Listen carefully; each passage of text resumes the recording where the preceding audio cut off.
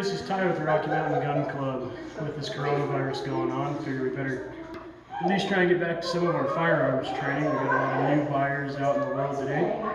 So this is going to be a real quick, brief video on just kind of how to hold your gun, how to store your gun, how to use your proper sight alignment, sight picture. So let's start off first with showing that this is a clear and empty gun. No rounds in the magazine, nothing in the chamber. Visually and physically inspect it. Now that we've got that out of the way, first and foremost thing, let's start talking about sights.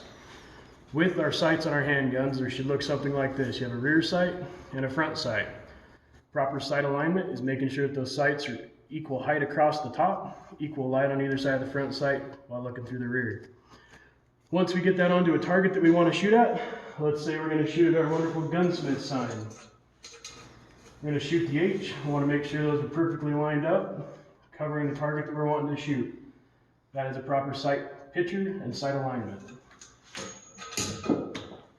Next one real quick, let's talk about grip. First thing on a semi-auto handgun, we want to make sure that we're getting that dominant hand as high up on that grip as we possibly can.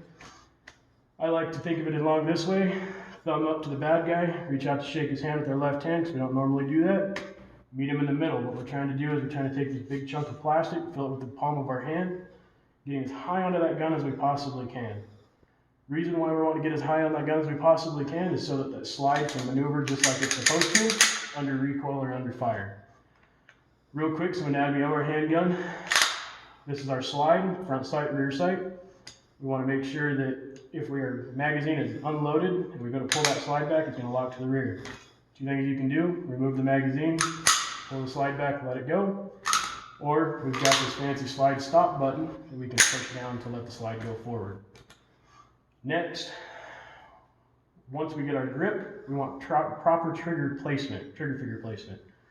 We don't want to put too much finger into that trigger. We don't want to put too little finger. We want to make it nice and centered, so that way when we pull the trigger on our gun, the sight does not move. If we have too little, we can push that gun to the left. If we have too much, we can pull that gun to the right.